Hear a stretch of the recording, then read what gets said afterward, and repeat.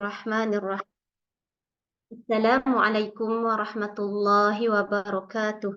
Alhamdulillah wassalatu wassalamu ala Rasulillah wa ala alihi wa sahbihi wa man walah. Subhanaka la ilma lana illa ma 'allamtana innaka antal alimul hakim. Rabbi shrah li sadri wa yassir li amri wahlul 'uqdatam min lisani yafqahu qawli. الحمد لله الذي هدانا لهذا وما كنا لنهتدي لولا أن هدانا الله. اللهم انفعنا بما علمتنا وعلمنا ما ينفعنا وزدنا علما. ربنا يسير ولا تعسير وتمم الخير ربي زدني علما آمين يا رب العالمين. السلام عليكم أستاذ. Kita Waalaikumsalam. menunggu jemaah masuk juga ni sebab banyak Ah, betul kelas dengan ada tadarus kot rasanya pagi-pagi. okey, tak apa. So kita mula siapa yang ada je lah Ustaz. Ustaz, Boleh. 2 minggu lepas Ustaz kita sambung kitab Fathul Bari kan Ustaz? Sambung Fathul Bari.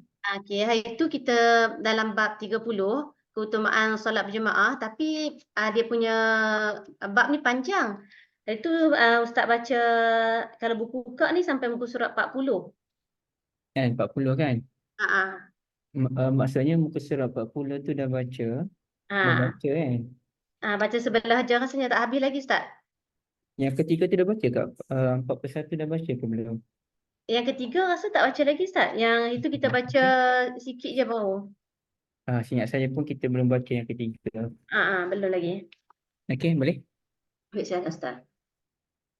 Assalamualaikum warahmatullahi wabarakatuh. Alhamdulillah min sa'id. Allahumma salli ala Muhammad wa ala alihi wa sahbihi wa barik wa sallim. Amma ba'd. Kak Liza dan ibu-ibu yang dirahmati Allah, alhamdulillah. Jadi kita tengok buku pada muka surat 41 dan saya mengalami kesulitan untuk share skrin dengan ibu-ibu sebab saya tak tahu nak cari kat mana sebenarnya. Jadi kita kita tengok terus kat buku Okey.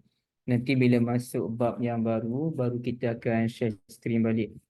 Tapi rasa macam sayang juga kalau saya tak tunjuk. Hmm, tapi macam mana nak tunjuk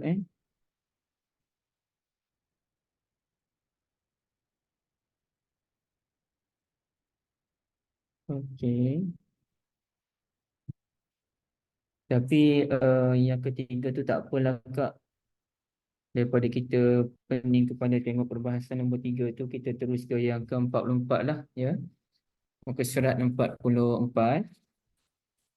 Catatan penting tu. Okey.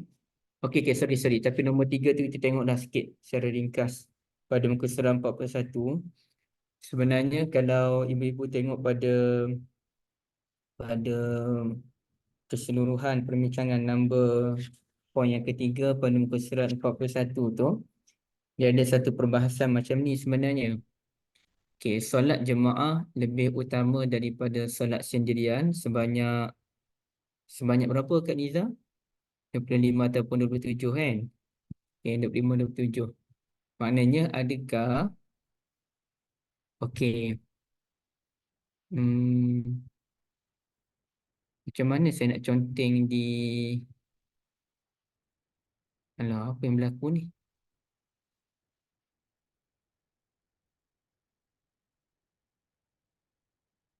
Macam mana saya nak conteng di sini kan?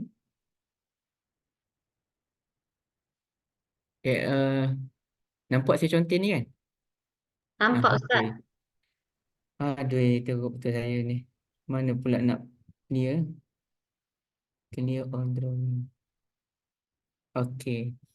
Persoalan ni adalah kalau solat jemaah tu adalah 25 gandaan daripada solat ni. Okey. 25 solat jemaah sama dengan satu solat sendirian kan. Okey, persoalannya adakah kita anggap 25 dulu sebab sekarang ni kita ada 25 dan 27 kan. Okey, kalau kita khusus kepada 25, adakah satu solat berjemaah ni sama dengan 25 solat sendirian ataupun 26 solat sendirian? Okey, ini persoalan dia. Adakah satu solat jemaah sama dengan 25 ataupun 26. Okey, untuk faham isu ni, kita tengok satu hadis Nabi SAW. Nabi kata kalau kita terkena jilatan anjing, okey, kita tengok hadis jilatan anjing tapi jap. Okey. Iza walagha ke apa hadis ni? Iza walaghal kal kilabu.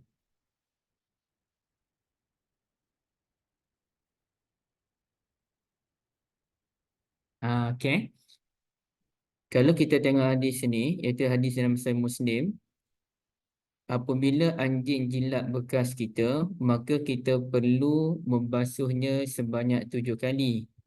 Yang mana yang pertama tu dengan tanah. Okey. Jadi hadis ini menimbulkan satu kekeliruan kalangan ulama. Adakah kita basuh sebanyak 7 kali dan salah satu daripada 7 tu air basuhan tanah, ataupun sebenarnya kita basuh 7 kali dengan air biasa dan satu air basuhan tanah. Boleh nampak tak? Okey. Ulang balik. Hadis ni kata apabila anjing menjilat bekas kita, maka kita kena basuh sebanyak 7 kali. Yang pertama tu dengan tanah. Okey. Adakah hadis ini bermaksud kita kena basuh 6 kali dengan air biasa dan satu air tanah? Jadi semuanya 7. Ataupun kita kena basuh sebanyak 7 air biasa dan satu air tanah? Jadi semuanya 8. Jadi dalam bab ini mazhab Syafi'i kata 7 kali termasuk air tanah. Manakala mazhab Hambali pula menyatakan 8 kali termasuk air tanah. Jadi Imam mazhab Hambali membezakan basuhan air tanah tu dengan basuhan air biasa. Air biasa tu sebanyak 7 kali. Jadi sama juga bila kita bincangkan soal ini, adakah solat jemaah ni sama dengan 25 kali solat sendirian, ataupun ia sama dengan 26 solat sendirian? Sebab dia kata lebih afdal daripada solat jemaah, lebih afdal sebanyak 25 darajah, ataupun dalam hadis yang lain 25 kali ganda. Jadi bila sebut 25 kali ganda tu, adakah ia bermaksud satu solat fardu bersamaan dengan 25 solat fardu sendirian, ataupun satu solat jemaah lebih utama sampai 26 solat sendirian. Itulah dia punya perbahasan. Jadi ibu dan rahmat Allah sekalian, tanpa mengira 25 ke 26 ke, yang pentingnya kita akan mendapat pahala yang banyak lah. Itulah punya point dia. Sebab itu kalau cuba kita tengok yang baris bawah sekali, muka surat 41, kata Ibn Hajar, dengan demikian orang yang salat berjemaah akan mendapat pahala 26 ataupun 28 lebih banyak daripada solat sendirian. Jadi bukannya 25 ataupun 27. Ada ulama faham artinya 26 ataupun 28. Okey. Okey, sekarang ni kita tengok ke depan lagi. Dia adalah perbahasan-perbahasan dia tu, jadi saya tak naklah memeningkan kepada kita ibu-ibu sekalian. Tapi sebenarnya dia punya point dia adalah, adakah kalau kita solat berjemaah di rumah pun dapat pahala 25 kali ganda tu? Ataupun 25 kali ganda tu dia hanya merujuk kepada solat di masjid? Bagi Ibn Hajar, dia kata itu hanya merujuk kepada solat di masjid. Okey. Tapi ada ulama yang kata ia merujuk kepada mana-mana solat jemaah di mana-mana tempat pun. Okey. Kemudiannya ibu-ibu yang dirahmati Allah, sekarang ni cuba kita tengok dia punya perbahasan muka surat 44 dan 45. Okey, 44 dan 45. Dan senang cerita lah ibu-ibu sekalian ya. Senang cerita. Sebab hadis Nabi SAW ada menyatakan solat berjemaah di masjid lebih utama daripada solat di pasar dan juga solat di rumah. Itu hadis muka surat 28 tu. Hadis muka surat 28 Salatul rajuli fil jama'ati tudha'afu ala salatihi fi baitihi wa fi suqihi 25 dhi'fan. Okey. Salat seseorang itu secara berjemaah digandakan ke atas salat dia di rumah dan di pasar sebanyak 25 gandaan. Okey, 25 gandaan. Jadi kalau macam tu saya cari lihat hadis sekejap ni ibu. Dan semacam tak selesa pula kalau tak share dia punya hadis. Salatul rajuli fil jama'ati Salat sorry. Salatul rajuli fil jama'ati tudha'af. Okey.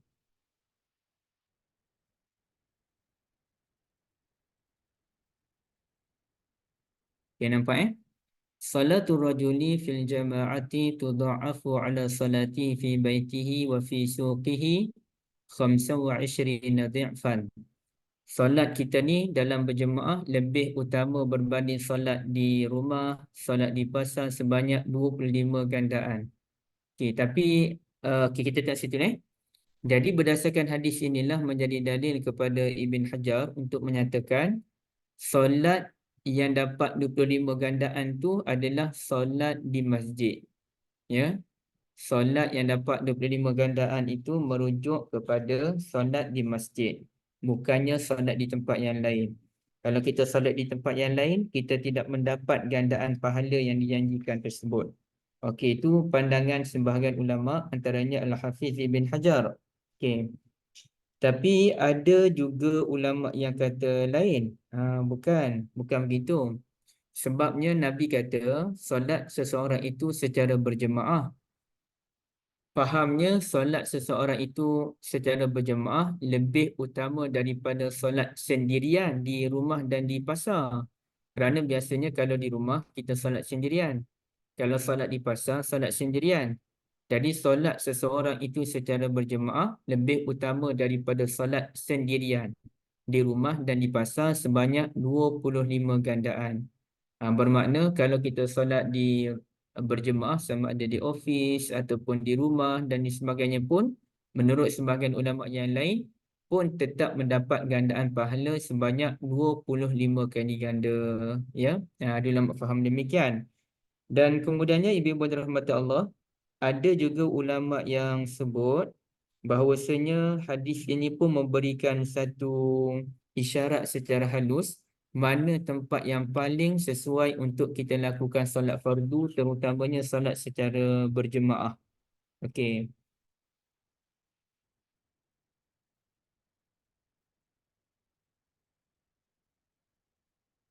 Nanti kita akan bincang apa dalil digunakan oleh Ibn Hajar untuk menunjukkan gandaan itu hanya merujuk kepada solat di masjid, bukannya solat di tempat lain. Tapi bagi sebahagian ulama, mana-mana solat jemaah dikira mendapat pahala 25 gandaan. Ya.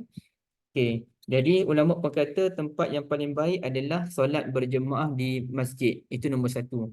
Nombor satu, solat berjemaah di masjid. Yang kedua adalah solat berjemaah di rumah. Kedudukan nombor dua. Ya. Kedudukan nombor tiga adalah solat berjemaah di pasar. Kedudukan yang keempat adalah solat sendirian di masjid. Solat sendirian di masjid. Yang kelima, solat sendirian di rumah. Dan yang keenam, solat sendirian di pasar. Itu dia punya kedudukan. First sekali, solat jemaah di masjid. Yang kedua, solat jemaah di rumah. Yang ketiga, solat jemaah di pasar. Yang keempat, solat sendirian di masjid. Yang kelima, solat sendirian di rumah. Dan yang keenam adalah solat sendirian di pasar. Okey, kenapa solat di rumah lebih utama daripada pasar? Kerana pasar ni kalau ikut hadis Nabi SAW, ini yang ulama dulu guna adalah tempat berkumpulnya syaitan.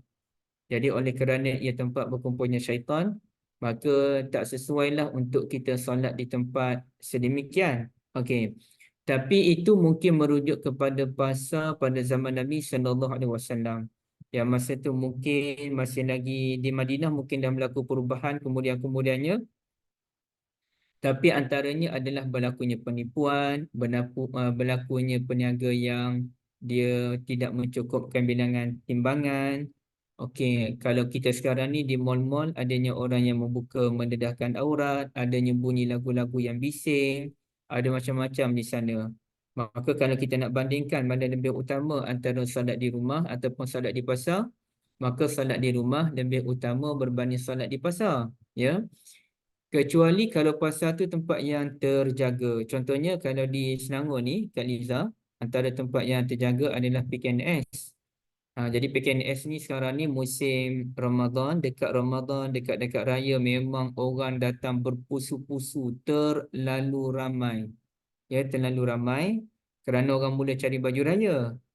Jadi baju raya PKNS ni popular lah. Orang jauh pun datang dengan harga yang berkualiti, yang murah. Tapi kita boleh dapat baju-baju yang cantik. Saya pun beli sebelum Ramadan juga, ya. Beli kerana dipaksa lah, bukan nak sungguh sangat pun. Okey. Jadi dia punya point dia, kalau di PKNS tu bagus. Dia ada imam yang bertugas, kadang-kadang dia ada kuliah zuhur, walaupun secara peribadi saya tak setuju ada kuliah zuhur di surau tersebut kerana ia mengganggu orang lain yang nak cepat. Tapi maknanya dia ada aktiviti menghidupkan surau tersebut. Jadi okey. Ataupun sebagai contoh kalau orang Johor, dia punya stesen bas di Lakin tu, Lakin rasanya, besar dan tak silap saya boleh buat solat Jumaat. Jadi kita pun terperanjat. Saya 2 kali kot pergi ke sana. Masya Allah ya. Seingat saya memang hidup pun solat tarawih di sana. Dia okey di situ. Okey, dia memang ada imam yang bertugas dan lain. Hatta pernah saya berhenti di RNR Gua Musa. RNR Gua Musa ni kita tahulah tempat persinggahan je pun. Tapi masa saya singgah tu, kemudiannya saya nak solat zuhur. Saya pun tanyalah jemaah di sana, ni solat jamak ke? Sebab saya confused. Tengok orang datang tu, ni geng macam bukan geng musafir, ni macam orang tempatan je datang. Saya pun tanya, ni solat jamak kosong ke? Dia kata tak, ini solat macam biasa. Rupanya di RN Agung Musa di surau yang tak berapa nak besar tu pun mereka buat solat jemaah. Orang tempatan ni ada yang pergi menghidupkan surau tersebut. Mungkin itu atas panggil apa, perancangan di peringkat majlis perbandaran mungkin, wallahualam. Jadi dia ada beberapa tempat ni dihidupkan dengan cara yang baik. Jadi dia tengok juga pasar ni pasar yang macam mana. Kalau pasar tu dah berlaku perubahan, elok tempatnya, mungkin lain lah dia punya cerita dia pula kan. Okey. Jadi ala kullin, kalau kita lihat dalam surat 46 ibu-ibu yang dirahmati Allah, bagi Al-Hafiz Ibn Hajar yang terbaik adalah, yang betulnya adalah yang 25 kali ganda tu merujuk kepada masjid. Bukannya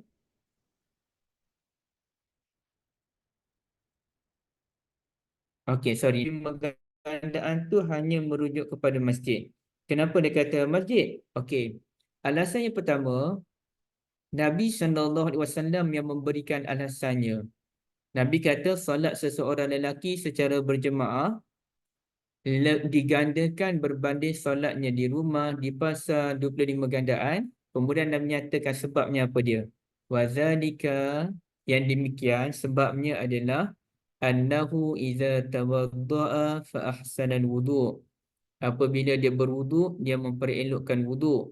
Summa kharaja ila masjid, kemudian dia pergi menuju ke masjid. La yukhrijuhu illa salah, dia tidak pergi ke masjid dengan tujuan yang lain melainkan salat je tujuan dia. Lam yakhtu khatwatan illa rufi'at lahu biha darajatun, dia tidaklah melangkah kaki ke masjid melainkan setiap langkah tu akan diangkat satu darajah. Wa hutta anhu biha khati'atun, dihapuskan satu dosa yang dilakukan. Okey. Jadi di sini nafsan solat seseorang itu digandakan 25 gandaan itu sebenarnya di masjid kerana apa? Alasannya ada 3. Satu, kerana dia berwuduk dan dia memperelokkan wuduk. Alasan yang kedua, dia pergi menuju ke masjid. Dan sorry, 2 alasan. Dan yang keduanya dia pergi ke masjid. Jadi apabila Nabi SAW menyatakan di masjid, ini menunjukkan bahawasanya solat berjemaah yang digandakan itu maksudnya di masjid. Okey. Kemudiannya cuba ibu tengok pada muka surat 46 tu, yang perenggan yang kedua, ada satu perbualan antara Aus bin Al-Mu'afiri dengan Abdullah bin Amr bin Al-As radhiyallahu anhuma. Kata Aus bin Al-Mu'afiri, bagaimana pendapat tuan tentang orang yang berwuduk dan menyempurnakan wuduknya kemudian salat di rumah? Dia ambil wuduk elok-elok, dia sempurnakan wuduk, dia basuh 3 kali dan sebagainya. Kemudiannya dia pun salat di rumah. Apa pandangan tuan guru? Maka kata Abdullah bin Amr radhiyallahu anhuma, oh bagus. Okey dia, bagus. Kemudiannya Aus tanya lagi, bagaimana kalau dia salat di masjid keluarganya? Masjid keluarga ni macam mana? Ada setengah kan ibu-ibu sekalian, orang yang mana dia buat dia rumah dan di rumah tu dia ada surau keluarga. Kak Syida biasa jumpa tak Kak? Kat mana? Rasanya macam pernah ada orang beritahu saya di sini. Yang mana dia rumah, kemudiannya dia ada surau keluarga. Pernah Kak Syida tengok? Dulu pernah dengar, tak tahu lah, dulu pernah dengar apa tu. Tak dengar tapi tak ingat Ustaz. Minta maaf Ustaz. Okey. Ustaz Alif ke? Bukan. Tapi Kak Syida pernah tengok tak benda tu? Pernah tengok tapi rasanya selebriti kot yang buat macam tu. Selebriti. Tapi Ha. saya ingat ada ustaz saya pun macam tu juga. Rumah rumah lama lah, rumah mak dia dulu. Dia buat surau keluarga. Ini cerita orang dulu-dulu lah, sekarang tak ada lah. Okey. Bila orang tanya kepada Aus tanya kepada Abdullah bin Amr, bagaimana kalau dia sempurnakan wuduk kemudian dia salat di masjid keluarganya? Kata Abdullah bin Amr, dia dapat pahala 15 gandaan. Okey, 15 kali solat. Bagaimana kalau dia pergi ke masjid dan melaksanakan solat jemaah di masjid? Maka kata Abdullah bin Amr, dia dapat 25 gandaan. Jadi ini menunjukkan bahawasanya yang 25 kali ganda tu kalau solat di masjid. Manakala kalau kita solat berjemaah di rumah, kita berjemaah di surau, di pasar, ataupun kita solat berjemaah di mana-mana tempat termasuk pejabat, pun dapat pahala berganda juga. Tapi bukanlah sampai 25 ataupun 27 gandaan. Itulah yang disebutkan oleh Al-Hafiz Ibn Hajar Al-Asqalani. Ya. Tapi kalau senanglah ibu sekalian ya, tambah-tambah kerana kita duduk di office, kita nak pergi ke surau tu dia makan masa, kemudian kita nak patang balik dengan kita ada kerja yang banyak, memang cabaran yang besar. Tapi siapa yang mampu buat tu memang pahala tinggi, memang sangat hebat. Tapi paling kurang kita buat solat jemaah lah. Kalau orang yang kerja tu solat jemaah di office ya. Tapi ibu tadi isu kerana ibu tidak termaktub dalam isu solat berjemaah 25 ganda tu. Ini khusus untuk kaum lelaki. Baik. Bagaimana dengan ibu-ibu sekalian dalam bab solat tarawih? Mana lebih utama ibu-ibu? Solat tarawih di masjid, surau ataupun solat tarawih di rumah? Bergantung kepada kita lah sebenarnya. Kalau sebaik-baik wanita tu memang dekat rumah kalau dia mampu dan dia dapat khusyuk kat rumah tu. Hmm. Kalau dia tak mampu dan dia perlu ilmu dan nak rasa lebih khusyuk solat di masjid, lebih baik dia pergi masjid. Okey. Barakallahu fikum. Jadi betul apa yang Kak Liza sebutkan. Wanita kaum ibu sebenarnya paling baik memang salat tarawih di rumah. Dan memang cabaran yang besar lah. Tapi sebenarnya benda tu kalau kita kuat semangat, ibu-ibu sekalian depan saya ni kuat semangat belaka. Jadi kalau kuat semangat, okey je. Boleh solat sama ada dengan anak-anak di rumah ataupun solat sendirian. Tapi isunya kalau kita rasa, alamak kalau aku solat di rumah ni, entahlah kita nak baca surah apa, kita pun tak tahu kan. Jadi kita pun takut boring nanti solat. Bukan kita boring dengan solat tu. Kita boring dengan diri sendiri, duk ulang surah yang sama je kan. Pergilah di masjid. Saya malam pertama memang saya solat di hotel. Saya solat dengan keluarga saya berempat kerana kami ni ya pergi tengok anak bulan. Jadi bila tengok anak bulan tu, saya pun dah fikir aku nak pergi cari surau lah berdekatan. Tapi surau yang dekat dengan Port Dickson tu, di Port Dickson ni kita duduk kawasan kawasan peranginan. Dan saya duduk di hotel Kepunyaan Majlis Agama Negeri Sembilan. Di situlah tempat adanya balai cerap.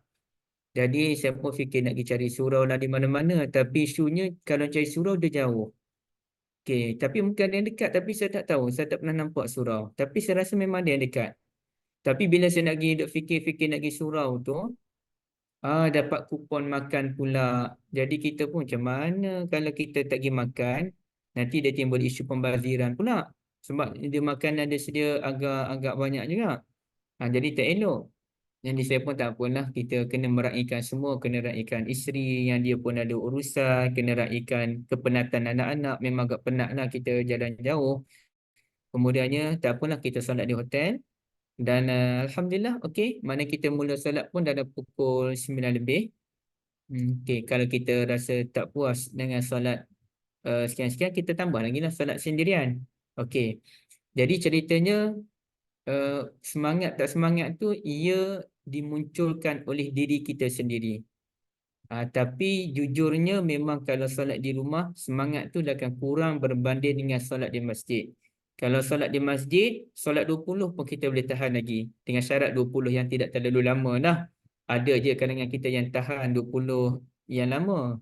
Okay. Tapi kalau solat di rumah, jarang-jarang orang yang ada semangat yang luar biasa. Tapi kalau ikut Al-Imam Nawawi rahmatullahi alaih, saya pun dah lupa, saya dah sebut pada ibu-ibu sekalian ke yang Imam Nawawi kata solat tarawih ni 20 rakaat. Ada tak kita bincang dalam kelas minggu lepas? Yang kalau tarawih itu sebab 20 rakaat tu sebab dia punya maksud tu berehat-rehat. Kalau 8 tu pendek sangat, maknanya tak sempat berehat pun. Tak, saya ada sebut tak cerita Imam Nawawi minggu lepas ke? Nawawi macam tak ada. Ya, okey, tak apalah kalau belum ke dah ke. Imam Nawawi ni beliau sebut solat tarawih dia mengikut mazhab Syafi'i 20 rakaat. Dan itulah pilihan mazhab jumhur sebenarnya. Jumhur ulama kata 20 rakaat. Saya secara peribadi pun saya suka 20 rakaat, ya. Jadi tapi okey je, siapa yang nak solat 8 pun boleh. Siapa yang nak solat 20 pun boleh, itu pilihan lah kan, ada pilihan dia. Okey. Tapi Imam Nawawi masalahnya apa dia? Dia kata solat 20 rakaat tu paling baik satu malam satu juzuk. Saya nak buka caca sekejap.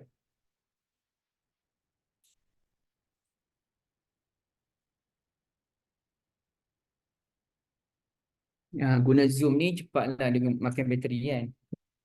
Okay, solat 20 tu satu juzuk satu malam. Kalau boleh dia kata, dia sendiri tu baca mungkin banyak lagi lah kot.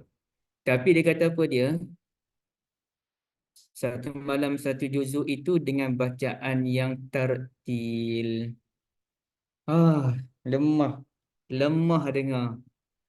Kebanyakan tempat masjid Jalan Duta yang saya tahu memang 20 rakaat, setiap malam tu satu juzuk. Dia baca satu juzuk lebih sikit. Sebab imam biasanya dia nak tamatkan 30 juzuk tu dalam tempoh malam yang ke 27, 28 tu dia nak tamat dah, dia nak balik raya. Okay. Tapi kalau kebanyakan tempat yang jemput imam jemputan pun 20 rakaat, baca pendek-pendek je pun. Dan baca dengan kadar apa ni, bacaan laju hadar ke apa dia, saya lupa dah. Bacaan yang laju. Tapi yang Imam Nawawi kata ni 20 rakaat, satu malam satu juzuk, bacaannya adalah bacaan yang tertil. Okey. Betul ke bacaan laju ni bacaan hadar? Ada tak ibu-ibu yang ingat dia punya bacaan tu? Ada bacaan tertil, ada bacaan hadar, ada bacaan, saya tak ingat lah. Syafiq ni tak ingat ni bentuk-bentuk bacaan tu. Okey. Contohnya kalau bacaan laju bacaan laju yang bukan bacaan terlalu laju, bacaan yang sederhana laju. Okey, kalau kita ambil ayat ini biasanya ditemui dalam banyak surau lah yang buat 20 kan. Kalau yang panggil imam jemputan, dia pun baca dalam 3 baris je, 3-4 baris je dia baca. Contohnya sampai sini baca satu rakaat ataupun sampai sini kan. Okey. Saya ambil contoh. Walau tara idh wuqifu ala rabbihim qala alaysa hadha bil haqqi qalu bala wa rabbina qala fazuqul azaba bima kuntum takfurun. Okey, itu bacaan yang sedikit laju. Itu yang biasa diamalkan oleh imam pun. Tapi kalau bacaan tertil, dia baca pelan-pelan.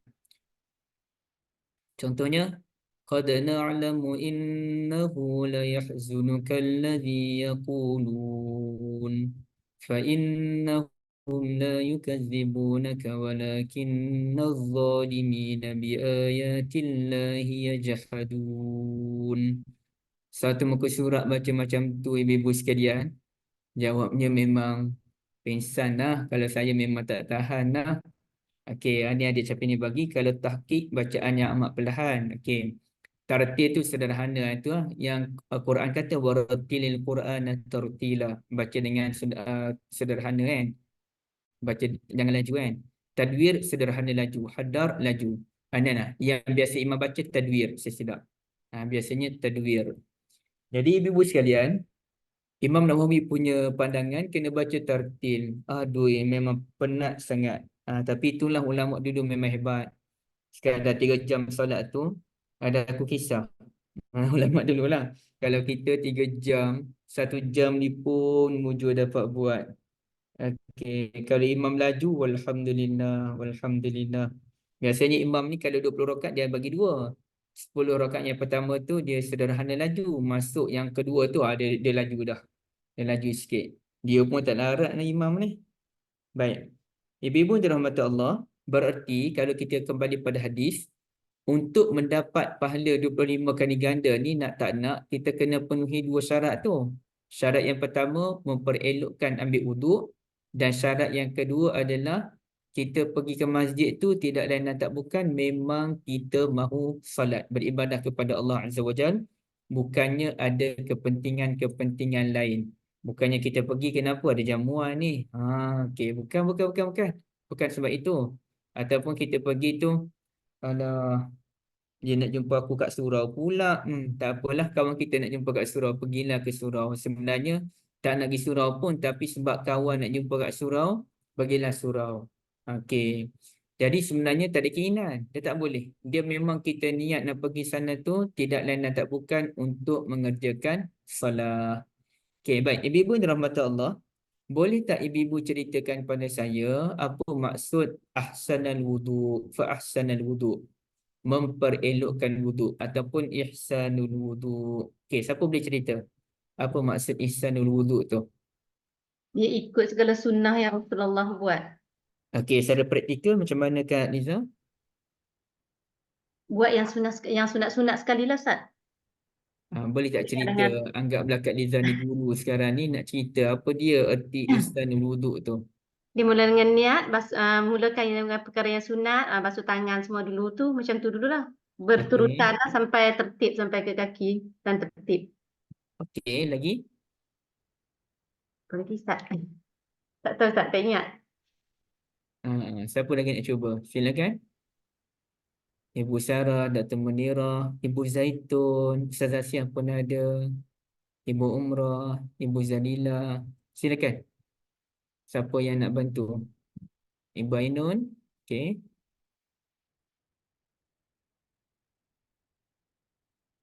Ibu Zaitun boleh cuba? Apa maksud memperindahkan wuduk tu? Okey, Kak Aisyah kata tidak membazir air. Betul? Tidak membazir penggunaan air, ya. Cermat. Lagi apa lagi?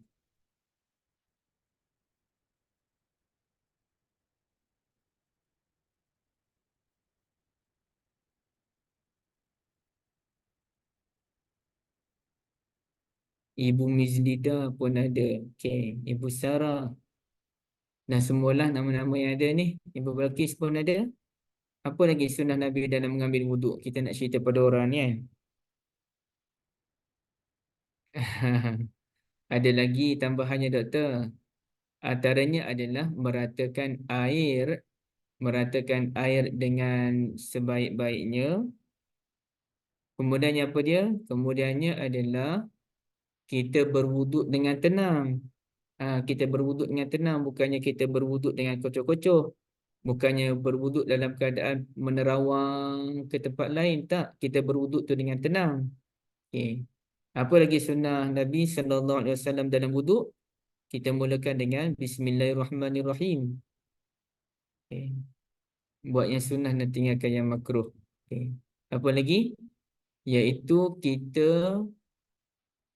kita membaca zikir selepas mengambil wuduk. Okey, itu pun antara sunnah. Okey, siapa yang boleh tolong baca zikir selepas mengambil wuduk? Kita nak dengar dulu sikit. Siapa nak cuba?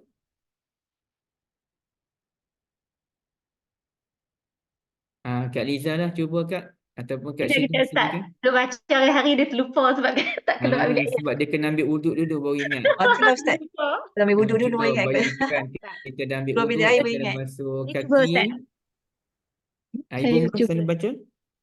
Syahadu. Lepas dah sudah wuduk ya Ustaz. Keluar dari tempat wuduk Betul. ya. Itu ke Ustaz? Asyhadu an la ilaha illallah wahdahu la syarika lah wa asyhadu anna Muhammadan abduhu wa rasuluh. Allahumma ja'alni minat tawabin wa ja'alni minal mutatahhirin. Subhanaka Allahumma wa bihamdik asyhadu an la ilaha illa ant astaghfiruka wa atubu ilaik. Barakallahu fikum. Ada tak semuanya sama ke ataupun ada nak kurang ke, ada nak tambah ke? Tak Izzah baca macam tu. Tak Izzah baca yang sama macam Kak Umrah baca. Okey, ada tak yang nak kurang, nak tambah lagi? Wa ja'alni min ibadika salihin, tak baca? Baca. Kadang-kadang baca. Kadang itu dah ada dengar tak kata sampai itu je lah. Sampai apa ni? Okey, dah dengar, ingat kan? Ingat Tak kan? sampai kat belakang tu tak ada. Jadi memang tidak ada wa ja'alni min ibadika salihin. Manakala kalau ikut yang asalnya begini, hadis yang asal hanya berbunyi asyhadu an la ilaha illallah wahdahu la syarikalah wa asyhadu anna Muhammadan abdullah wa rasuluh, ataupun boleh baca abduhu wa rasuluh. Okey. Kemudian ada hadis yang lain yang kata maknanya itu paling kurang. Yang tu pun dah cukup. Tapi ada hadis lain yang menambah Allahumma ja'alni minat tawabin wa ja'alni minal mutatahhirin. Okey. Kemudiannya ada hadis yang lain pula menyatakan Nabi SAW bila buat satu kerja, Nabi suka baca tasbih kafarah. Lepas ambil wuduk, lepas baca Quran, lepas kelas ke macam ni, lepas apa-apa sembang, maka Nabi pun akan baca tasbih kafarah. Maka kita tutup dengan tasbih kafarah. Subhanakallahumma bihamdika asyhadu an la ilaha illa anta astaghfiruka wa atubu ilaik. Okey, barakallahu fikum. Itulah antara sunnatul wuduk yang dimaksudkan dalam hadis Nabi sallallahu alaihi wasallam. Jadi ibu dirahmati Allah, kemudiannya hadis petikan hadis yang terakhir itu, ini ada disebutkan dalam muka surat yang ke-48. Ya. Cuba ibu tengok pada muka surat 48 yang mana ulasan terhadap hadis Nabi Allahummarhamhu. Okey, ceritanya apa dia? Apabila kita solat, malaikat sentiasa mendoakan kita selama mana kita berada di tempat solat. Tempat solat dipanggil musalla. Orang yang solat dipanggil apa? Orang yang solat. Musalli. Musalli ustazah. Barakallahu fikum. Musalli, orang yang solat. Contohnya ada kitab Munyatul Musalli. Bukan muni. Munyatul Musalli. Kalau musalla tempat solat, musalli orang yang solat. Bila kita salat, malaikat sentiasa mendoakan kita selama mana kita berada di tempat salat. Okey. Apa doa malaikat? Allahumma salli alaihi, Allahumma arhamhu. Ya Allah, berilah kebaikan kepadanya. Ya Allah, rahmatilah dia.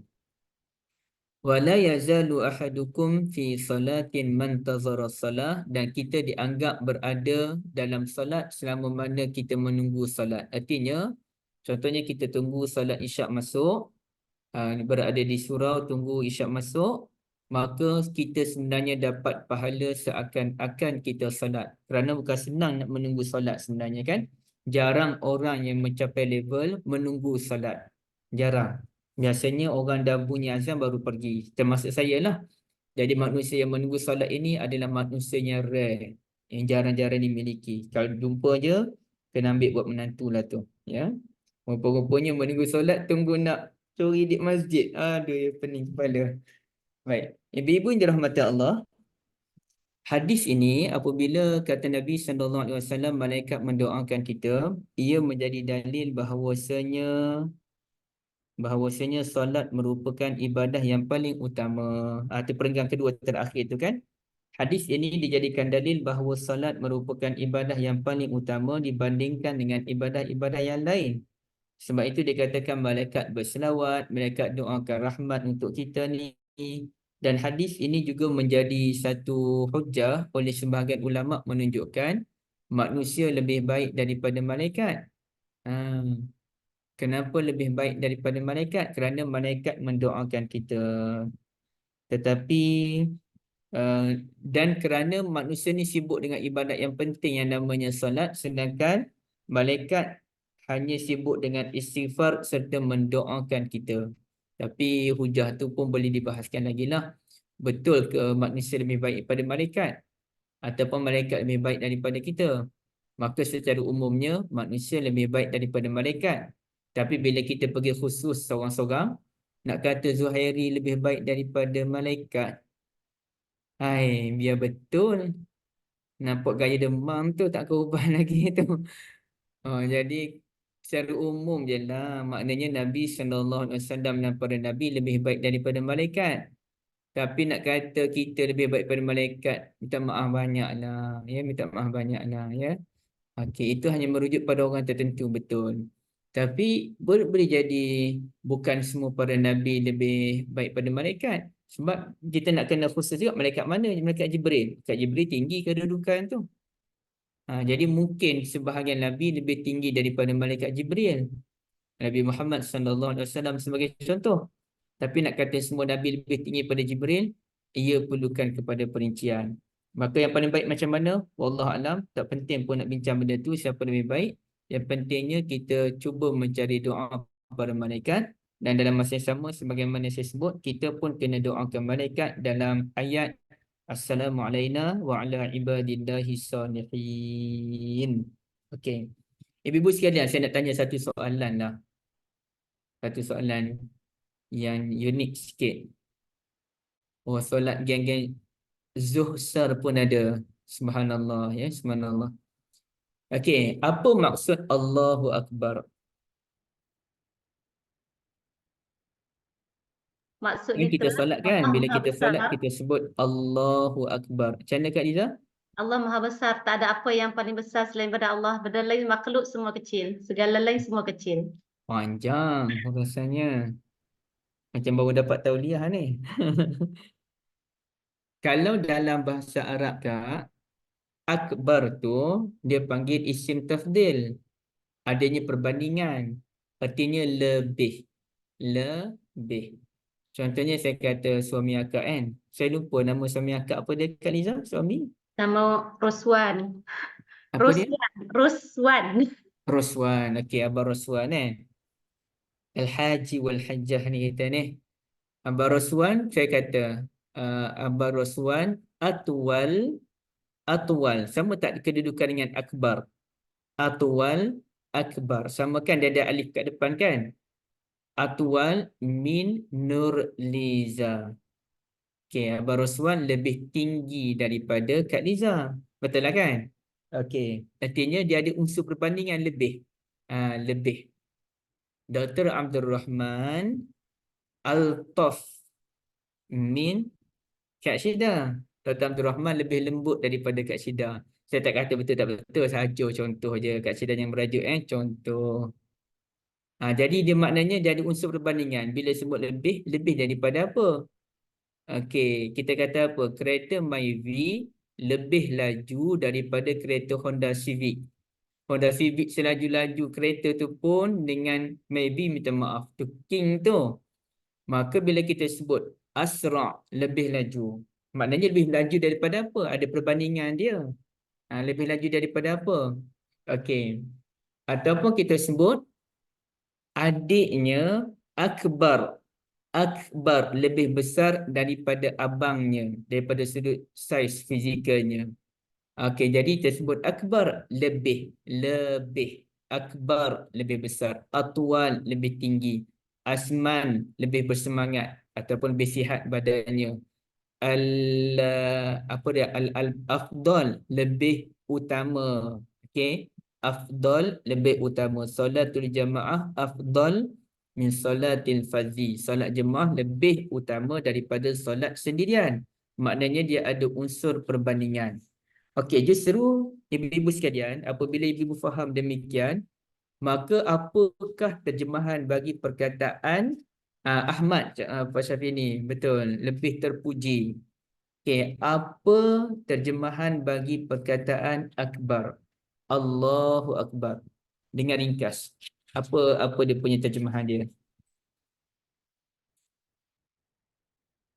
Macam mana Kak Niza cuba?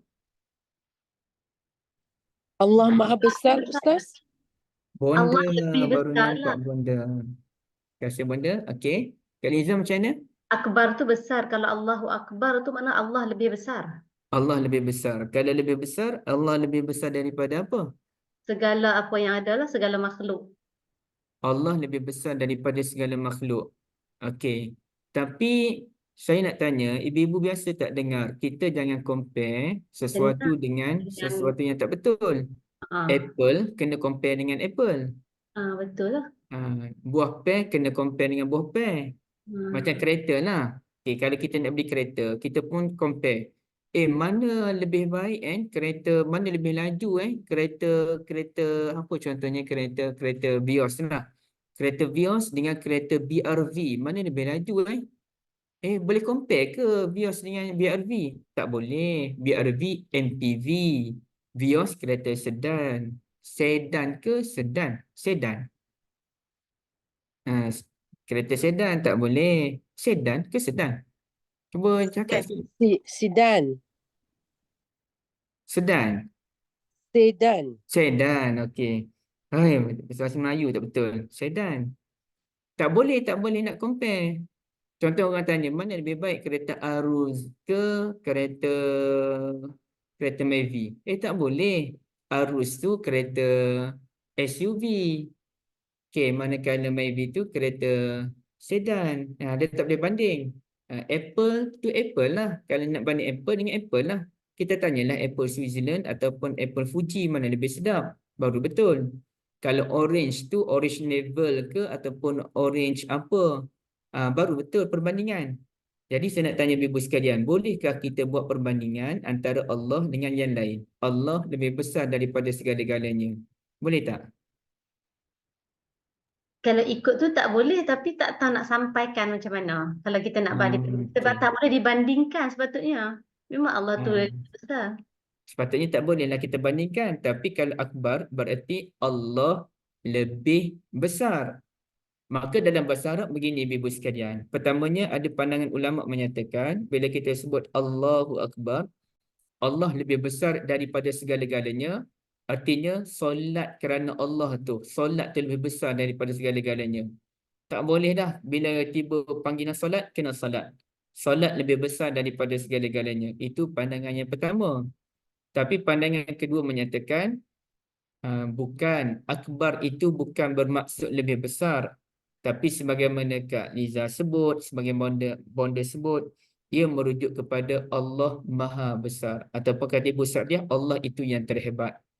Allah Maha Besar. Bukannya Allah lebih besar. Tapi Allah Maha Besar. Okey. Maknanya dia ada kaedah dalam bahasa Arab yang perlu kita fahami. Okey. Sebagai contoh juga. Kalau kita ni. Oh sorry, saya tengok soalan ni. Ada soalan yang atas daripada Facebook. Kalau solat berjemaah di surau, jemaah yang solat di ruang dua surau tu sebab dah penuh. Dapat. Hatta kalau solat sampai ke tanah pun dapat pahala je Puan Nina Zaliha. Kerana orang dah penuh sampai melimpah-limpah keluar, dapat pahala. Sama je pahalanya. Okey. Katanya Ibu Balkis mana lebih afdal? Dia macam ni Ibu Ini saja bahasa Arab. Bila kita sebut afdal, afdal itu sendiri bermaksud lebih utama. Maka dia kalau dalam bahasa yang betul, dia bukan tanya mana lebih afdal. Tetapi mana afdal. Mana afdal. Afdal tu artinya lebih utama. Okey. Mana afdal antara solat qabliyah di rumah sebelum ke masjid ataupun tunggu waktu di masjid dan solat qabliyah di masjid. Pastilah solat qabliyah di rumah lebih baik daripada solat di masjid. Okey, nampak? Solat qabliyah di rumah lebih baik daripada di masjid sekiranya kita mampu sampai di masjid sebelum solat dimulakan. Rumah kita sebelah masjid je. Solat di rumah dulu. Habis tu, kalau orang yang duduk masjid tu dapat pahala menunggu solat. Kita yang duduk di rumah dan solat sunat di rumah itu pun dikira menunggu solat. Cuma kita menunggu solat di rumah. Okey, jadi terbaiknya adalah solat di rumah. Tapi kalau rasa macam saya ni, kalau solat di rumah dulu, saya pengsan. Sebab saya naik kereta 5 minit baru nak sampai. Dekat je, tapi ialah jalan taman kan. Kita nak kena ada roundabout lagi lah. Roundabout pun ada ibu-ibu sekalian. Kemudiannya jalan bonggol-bonggol mesti dah ada bumper dia sebab jalan taman kan. Tak boleh nak laju. 5 minit juga nak boleh sampai. Maka kalau saya elok solat di masjid. Okey. Okey, nampak ibu-ibu sekalian? Saya dah ada buat tu. Dia punya ni. Okey, saya tanya ibu-ibu sekalian. Ada persoalan tu, boleh tak boleh kita sebut Ramadan Karim? Kat mana ya timbul persoalan ni? Saya lupa dah kat mana. Okay. Boleh tak boleh kita sebut Ramadan Karim sebenarnya? Ustaz, ada yang pertikaikan sebut Ramadan Karim tu. Tapi saya dah lupa juga. Tak bagi sebut. Boleh tak boleh? Ibu-ibu banyak tu Kalau sebut kalau Ramadan kalau Karim. nak ikut terbaik tu Akram. Ramadan Akram. Tak ikut lah kalau tak boleh Karim. Kan Mubarak. Akram tu jawapan kepada apa? Karim tu kaki Allahu sebut Allah. Akram. Allahu Allah Akram. Mubarak Ramadan Ustaz. Karim. Yang diberkati. Mubarak. Ramadan Mubarak. Okay. Tapi sebenarnya boleh tak boleh Ramadan Karim? Okey, yang paling tepat, yang paling mudah Ramadan Mubarak. Selesai. Macam saya pun sebut Ramadan Mubarak. Selesai. Okey. Tapi kita nak tanya, boleh tak boleh sebut Ramadan Karim? Maka jawapannya, kita kena tengok Karim tu apa maksud dia. Okey. Jadi kalau kita tulis, okey, ibu tengok di ruangan chatting tu, ataupun saya tulis di sini juga. Ya, ibu nampak semuanya lah, senang sikit. Saya rasa tulisan saya lagi cantik pada Ustaz Zahruddin pula. Bila cantik kat sini. Karim.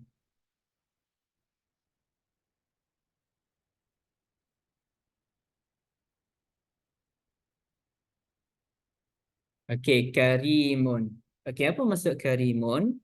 Karimun ni artinya mulia ataupun pemurah. Huwa rajulun karimun. Dia adalah lelaki yang pemurah. Hiya talibatun karimatun. Dia adalah penuntut ilmu yang pemurah. Dan masa sama juga boleh difahami sebagai mulia. Maka bila kita sebut Karim, Karim ni artinya mulia, maka atas wazan, dalam bahasa Arab tu dia ada wazan. Wazan tu dia punya neraca dia. Dia asal daripada fa'ala semua ni kan.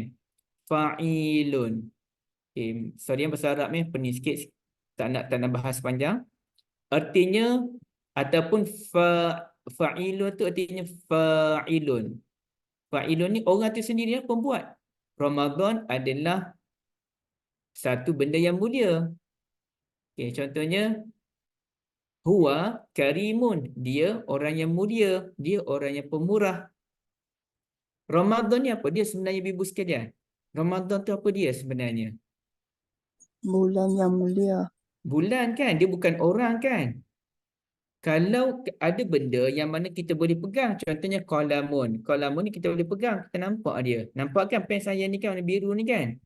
Ataupun nampak tak tertikus ni, mouse ni. Ni. Ataupun buku. Dia nampak, benda tu nampak. Kalau orang, kita nampak orang tu, macam ibu nampak saya sekarang ni, Zulkhairi, kita boleh katalah nasyitun ke, cerdas ke, maridun, sakit ke, na'udzubillah min zalik, ataupun karimun yang mulia, yang pemurah. Tapi bulan ni benda ke, orang ke, ataupun nama bulan. Nama bulan. Bila dia nama bulan, boleh ke kita kata nama bulan ni mulia? Tak tahu apa-apa. Nama bulan tu satu benda yang kita tak boleh nak pegang, kita tak boleh nak sentuh, kita tak boleh nak rasa. Dan cuba bayangkan bulan Ramadan macam mana. Macam mana bulan Ramadan ni bentuk dia macam mana? Tak boleh nak bayang. Yalah, kita membayangkanlah solat sunat tarawih itu benda lain, itu pengisian dalam bulan Ramadan. Tapi Ramadan itu sendiri dia nama bulan. Bila dia nama bulan, macam mana nak bayang? Macam mana apa dia Ramadan? Bila Ramadan itu bukan satu benda yang nampak, bukan satu benda yang bersifat fizikal, bukannya orang, bukannya ada zat tersendiri, maka tak betul lah kalau kita kata Ramadan itu yang mulia. Yang mulia itu adalah Rabbu Ramadan, Tuhan kepada Ramadan. Iaitu Allahu Akram tu, Allah yang maha mulia. Bukannya Ramadan. Ramadan tu bukannya mulia sebab dia bukan orang, dia bukan zat. Dia boleh sebut Ramadan Mubarak, Ramadan adalah bulan yang diberkati. Itu betul. Kerana yang memberkati Ramadan adalah, siapa yang memberkati Ramadan? Allah. Okey. Tapi dalam bahasa Arab macam tadilah saya sebut, Allahu Akbar. Ada ulama faham akbar tu lebih besar. Ada ulama faham akbar tu maha besar. Maka ada juga ulama kata memanglah kita sebut Ramadan Karim, tapi bukan atas fa'ilun ataupun fa'ilun, tetapi dia adalah maf'ul. Maf'ul ni artinya, okey, artinya mukramun. Mukramun, yang dimuliakan, ya. Jadi bila sebut Ramadan Karim, artinya Ramadan yang dimuliakan, bukannya Ramadan itu sendiri Karim, tetapi Ramadan itu yang dimuliakan. Okey. Boleh nampak tak ibu-ibu sekalian? Jadi boleh tak boleh kita sebut Ramadan Karim? Isunya? Sebab dia bukan benda Ustaz. Tak boleh nak sebut lah. Tak boleh nak dia Ah, Tapi bahasa Melayu kita sebut apa? Ramadan bulan yang mulia macam tu. okey. Ramadan boleh. Macam saya bahas tadilah, saya dah cerita panjang dah tadi. Artinya, kalau ikut pandangan kata Karimun tu, artinya Ramadan tu mulia, tak betul lah. Tapi kalau kita faham Karimun itu artinya yang dimuliakan, maka betul lah. Jadi kita nak sebut Ramadan Karim. Kita nak niat atas apa dia? Ramadan tu mulia ke Ramadan yang dimuliakan? yang Maka kita dimuliakan. Yang kena dimuliakan di atas niat kita lah Ustaz. Kita Ramadan fahamlah yang bukan bulan. dimuliakan. Dia dimuliakan oleh Allah, bukan bulan tu yang mulia. Yes. Okey. Memanglah bulan tu bulan yang mulia, tapi bulan tu sendiri satu benda yang tak nampak, bukan ada zat. Maka yang betulnya Ramadan Karim insya-Allah boleh disebut dengan maksud Ramadan adalah bulan yang dimuliakan. Yang memuliakan Ramadan itu adalah Allah Azza wa Jalla. Okey, nampak ibu sekalian? Jadi maknanya bolehlah, tak payah nak pening-pening. Oh, ni salah ni sebut Ramadan Karim, berdosa apa? Tak. Ulama bila dia kata tak boleh, bukan dia kata berdosa ke makruh ke apa. Dia kata tak boleh tu tak kena. Tak kena dengan cara. Bila tak kena dengan cara, maka kita kena sebut yang kena dengan cara lah, dengan kaedah yang betul. Iaitu Ramadan adalah bulan mubarak. Gitu. Nampak? Ataupun ibu-ibu biasa dengar tak kalau orang sebut masa birthday, mabruk, mabruk. Okey. Mabruk, akhi mabruk, syekh mabruk. Biasa dengar tak? Biasa Okey, mabruk itu boleh betul? Betul ke sebutan mabruk? Bolehlah, bolehlah, tapi kurang tepat. Habis yang tepat apa dia? Mubarak. Mubarak. Okey, birthday orang kan. Mubarak ya akhi, mubarak ya ukhti. Apa benda akhi ukhti pula kan? Guru kita tanya apa ukhti tu apa dia? Dan lama dah saya duk fikir orang sebut ukhti ukhti kan.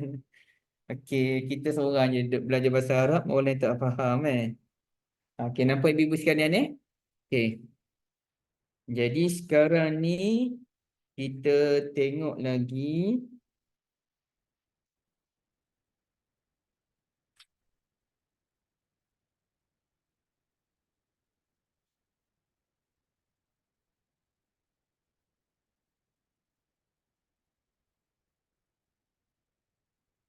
macam mana kalaulah okey, kita musafir. musafir. Kemudiannya kita pun solatlah isyak dengan anak kita, ataupun kita solat fardu lah dengan kawan-kawan kita yang musafir sekali ke, dan kita solat tu ikut dan lah di mana-mana. Kadang-kadang surau RNR, ada surau Petronas, surau stesen minyak. Okay, dapat tak pahala? Kita boleh kira dapat pahala banyak tak kalau kita solat atau kita solat sendirian? Kita musafir seorang-seorang, kemudian kita singgah di mana-mana, kita tak sempatlah nak singgah di mana-mana masjid, apalagi kita berada di highway, kita pun solat sendirian. Dapat ke pahala yang tinggi sebenarnya? Orang lain dapat pahala tinggi, kita solat seorang-seorang je. Dapat Dapat pahala, pahala tinggi ke ataupun macam mana? dapat pahala berjemaah lah Ustaz tak? Solat Dapat pahala. sendirian, Ustaz kata solat sendirian. Okey. Solat sunat disunatkan bersendirian. Tapi kalau dia buat berjemaah dalam Mm-mm. grup, katakanlah dalam grup dia tu, dapat pahala berjemaah. Tapi tak Tapi dituntut tak. untuk berjemaah. Sekarang ni dia solat seorang-seorang ibu. Dia solat seorang-seorang. Dia musafir seorang-seorang. Contohlah, saya duduk Shah Alam. Saya sekarang ni musafir pergi ke Kuala Lipis. Saya pun berhenti di mana-mana. Saya pun solat Zuhur Asar sendirian. Tak ada orang nak solat dengan saya masa tu. Pukul 3 petang. Jadi adakah saya pun dapat pahala yang sedikit je? Sedangkan sama ni saya suka solat jemaah. Contohlah, saya suka solat jemaah. Tapi hari tu saya musafir, nak macam mana? Okay, saya dapat pahala sedikit ke ataupun saya boleh dikira dapat pahala yang banyak juga? Kalau tak Mesti ada tak pernah dengar pilihan, soalan ni kan? tak ada Macam ni, Bu? pilihan. Itu tak ada pilihan Ustaz. Itu Kalau tak ada kebiasaan pilihan. Ustaz berjemaah, tapi hari itu tak ada pilihan, bermakna dapat pahala berjemaah sebab kebiasaan Ustaz berjemaah. Oh, deep betul lah jawapan Ibu. InsyaAllah. Sama macam orang yang sakit tapi dia pernah melazimi solat-solat sunat yang lain lah. Tapi bila dia sakit dia tak boleh buat. Dia dapatlah pahala tu. Okey. Itu Ibu boleh tengok pada muka surat 49 yang baris bawah sekali. Idza maridal abdu aw safara kutiba lahu ma kana ya'malu sahihan muqiman. Apabila seseorang hamba sakit atau sedang menempuh perjalanan musafir, maka dituliskan untuknya amalan yang biasa dilakukan pada waktu dia sihat dan ketika dia bermukim. Jadi orang yang memang melazimi jemaah, walaupun dia solat sendirian, Allah Ta'ala tetap memberikan pahala yang banyak kepada dia apabila dia berdepan dengan kesulitan seperti musafir dan juga ketika sakit dan musafir. Yang penting dia memang melazimi. Cuma hari tu nak macam mana? Tak dapat kan? Okey, betul. Apa yang macam kita yang solat di rumah masing-masing lah PKP. Saya duduk sembang keluarga saya. Kita dulu memang solat raya di rumah ke? Memang tak di kampung ke masa PKP? Iyalah, kita memang solat kat rumah lah. Lupa dah kenangan kita dua tahun tu. Oh, baru saya ingat masa tu di Facebook penuh orang duk cerita ambil gambar masing-masing duk baca khutbah. Saya je dah baca khutbah. Baru ingat. Dan masa tu kalau mula-mula dapat buka pasar raya tu kan, yang orang lelaki pergi membeli tu, macam zaman perang. Duk beratur tunggu giliran ni, nak lari masuk dan bila masuk kena cepat, dia tak boleh lambat. Kesian pada orang yang duk menunggu giliran ni. Dan bila masuk je penuh orang duk tengok handset masing-masing, cari apa bahan ni, nak cari gambar lah, macam mana bentuk sayur dan sebagainya. Suspend masa tu orang lelaki membeli ibu sekalian, tak tahu nak cerita. Suspend pertamanya memang mendebarkanlah suasana macam perang. Yang keduanya, kita tak tahu sayur lah masalah paling besar. Aduh, serabut betul. Hari ni baru saya tengok berita sebelum masuk kelas, nak update cerita Palestin. Berbuka di balik bangunan yang runtuh semuanya dengan sebatan timun dan juga sebiji buah tomato. Ya Allah. Tak tahulah sekarang ni sepatutnya tercapai perjanjian gencatan senjata sebelum Ramadan. 4 bulan 3 tu sepatutnya tercapai. Tapi tengah-tengah nak gencatan senjata, Israel dah serang habis-habisan. Macam mana Hamas nak terima? Aduh, jahat betul. Allah, Rabbana tumis ala amwalihim. Ya Allah, binasakanlah harta-harta mereka. Washdud ala qulubihim. Keraskanlah hati mereka. fala yu'minu hatta yarawul azabal alim, sehingga mereka tidak beriman sampailah mereka melihat azab yang amat pedih, insya-Allah. Itu doa Nabi Musa kepada Firaun. Ibu-ibu sekalian, okey, saya tanya pula. Ada orang yang mana bertekad untuk dia bangun solat tahajud. Aku nak solat tahajud macam mana pun. Dah kunci jam dah pukul 4 pagi. Tekad nak bangun, buka mata pukul 4 pagi, tidur balik. Penat semalam ni, bangun-bangun, terkejut. Pukul 6 dah. Dia kecewanya hidup. Bangun-bangun dah pukul 6 lebih dah. Yalah, pukul 6 lebih. Nak kena pergi masuk bilik air dulu, nak kena mandi, nak pergi kejar solat subuh pula. Tak sempat solat tahajud. Macam mana cerita ni orang yang dia nak solat tahajud tapi tak terbangun solat tahajud, dapat pahala tak sebenarnya? Dia dapat dah pahala niat tu Ustaz. Sebelum dia tidur tu dia dah dapat. Dia dah niat, dia dapat pahala dah. Tapi dia boleh qada Ustaz. Dia boleh qada, okey. Tapi kita nak ambil point tadi. Maknanya kalau dia niat untuk solat tahajud tapi tak bangun solat tahajud, dia dapat pahala solat tahajud lah. Tak pahala niat. Dapat pahala niat. Tak dapat pahala solat tahajud. Sebab dia tak buat lagi Ustaz. Kalau tidak kenapa perlu boleh qada? Dapat pahala solat tahajud tu kata Nabi. Oh ya Pahala ke? niat tu satu hal. Pahala niat satu hal. Dapat pahala Dia solat niat tahajud. dengan bersungguh-sungguh dah tu Ustaz. Maknanya dia dengan Memang kesungguhan. bukan Ya. main-main. Kalau main seronok lah, duk main-main dapat pahala tak. Memang dia memang nak bangun tahajud lah. Okey, maka dia dapat pahala solat tahajud. Saya cuba cari hadis tu nak tunjuk pada ibu-ibu sekalian. Ada tak ada pun saya tak ingat lah dia punya hadis dia. Man nama an hizbiha, jumpa dah. Dah jumpa. Kita share dengan ibu-ibu sekalian.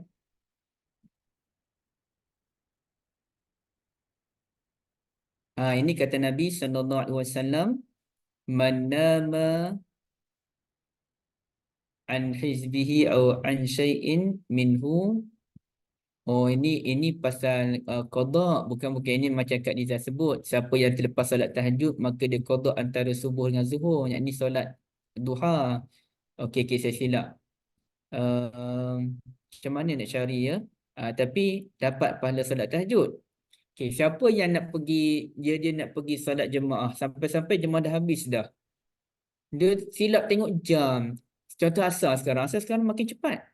Asar adalah waktu solat yang paling cepat berlaku perubahan. Dia cepat pergi ke lambat, dia cepat pergi kawal. Sekarang saya terkejut, asar 4.36 dah. Saat solat lain dia bergerak pelan. Solat subuh sekarang pun 6.17 kan. Pelan-pelan dia gerak. Asar daripada 4.50 dah gerak sampai 4.36 dah sekarang. Memang pantas pergerakan waktu solat asar ni ibu sekalian. Pagi-pagi, dah habis dah solat asar. Dia punya nak semangat nak solat asar berjemaah, tapi dia tersilap dia ingatkan asar pukul 4.45. Jadi sampai-sampai masjid tu ambil masa lah perjalanan ke masjid kan. Dah habis dah solat asar. Dia dapat tak pahala solat jemaah?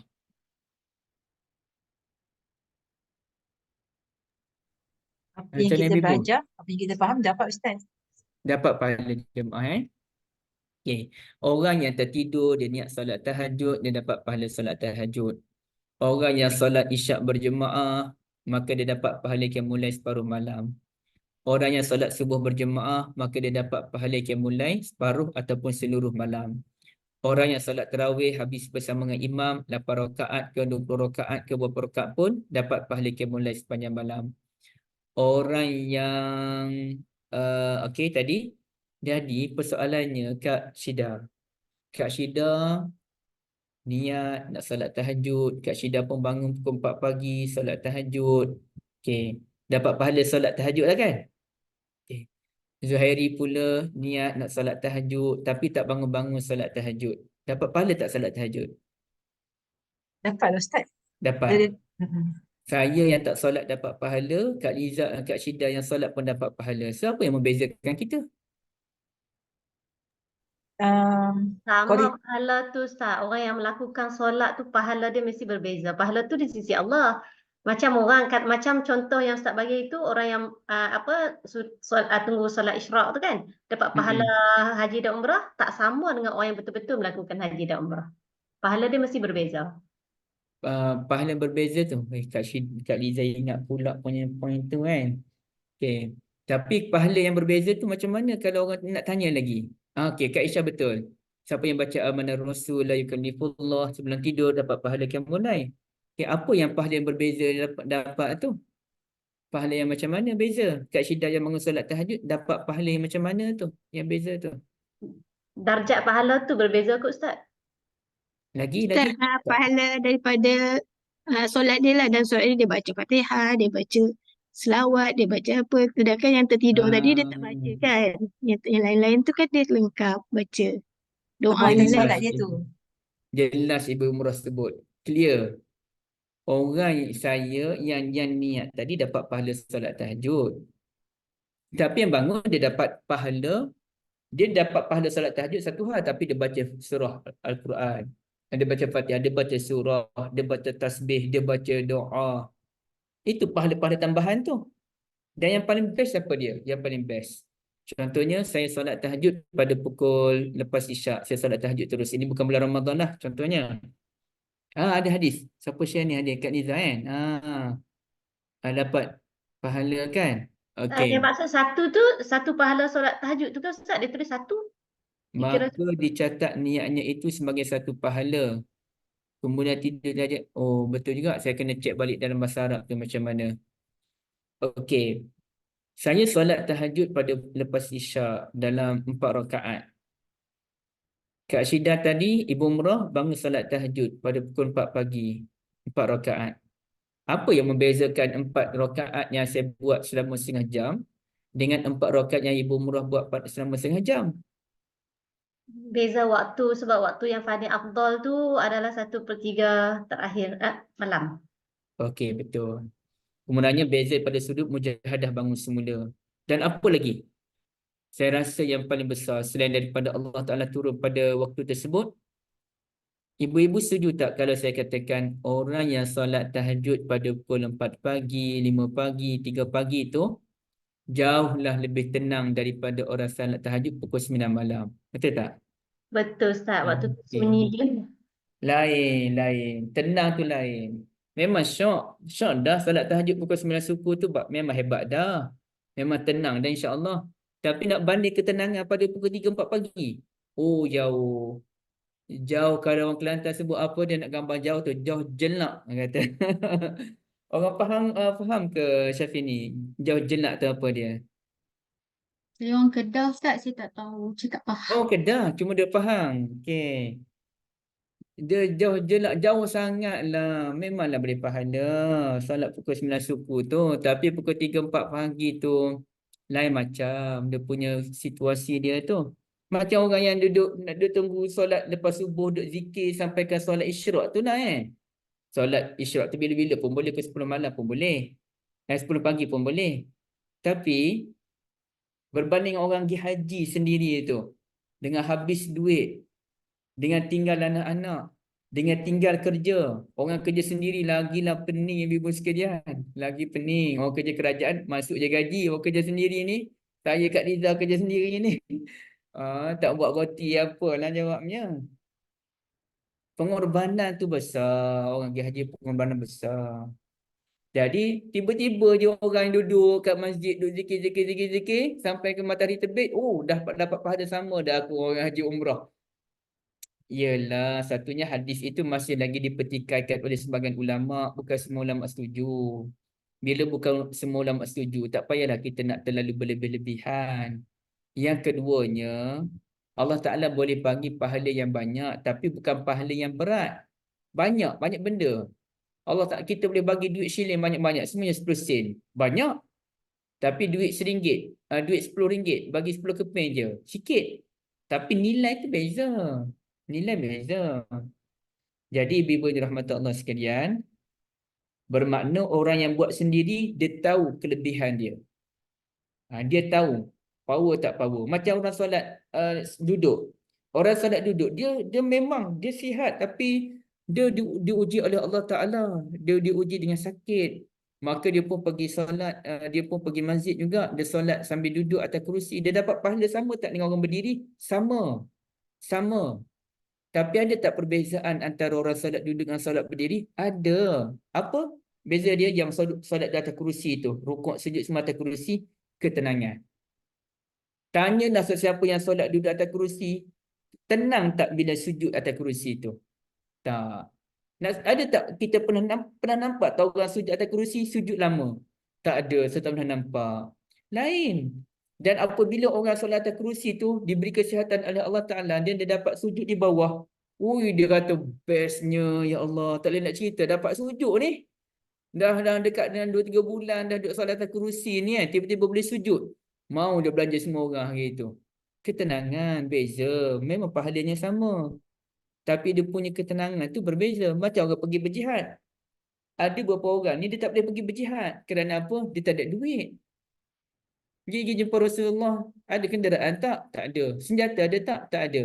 Macam mana nak pergi? Kenderaan tak ada, senjata tak ada. Nanti dia akan menyusahkan orang lain. Dia pula orang lain.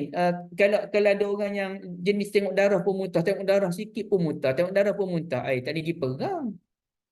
Jadi, tapi kalau dia memang semangat, saya nak pergi perang Rasulullah. Tapi tak boleh, umur tak cukup, 15 lagi. Kemudiannya senjata tak ada, duit tak ada. Tapi kerana niat, dia dapat pahala yang sama dengan orang pergi berjihad. Tapi sama ke level orang pergi berjihad dengan orang duduk ni? Tak sama. Orang pergi berjihad, dia memang pergi sungguh-sungguh, dia rasai kesulitan tersebut. Jadi berbeza. Jadi di sini ibu sekalian ya. Soalan di FB nak tanya Ustaz Kadar tertinggal solat tahajud. Sekarang kalau solat niat qada tahajud termasuk pada tahajud juga kan? Okey, qada tahajud tu pada waktu duha. Jadi kita contohnya kita biasa tahajud 4 rakaat, maka kita pun solat duha tu 4 rakaat untuk qada yang solat tahajud tersebut dengan niat solat duha lah. Tapi macam kita sebut tadi lah, tak samalah orang qada dengan orang yang solat tahajud. Kerana solat duha ni pukul 10 pagi, 9 pagi ni lain ketenangannya dibandingkan dengan pukul 3-4 pagi. Okay, itu waktu yang sangat deep. Ya, waktu yang sangat deep. Okay, baik. Ibu-ibu sekalian, ada lagi tak apa-apa persoalan boleh kita Kak Syida tanya tu Ustaz. bincangkan? Kak Ya. Syida tanya, orang yang lazimi puasa sunat tapi sakit tak dapat puasa, pahala pun dapat sama ke tak sama? Dia memang Level lazim dia. puasa sunat. Dia memang nak puasa. Masa sakit pun kali ikut hati dia nak puasa. Tapi dia kena makan ubat. Kalau tak sakit dia, menderita dia, insya-Allah dia dapat pahala juga. Sebab dia memang nak puasa, cuma tak mampu. Tapi tak samalah ketenangan yang diperolehi macam kita bahaskan.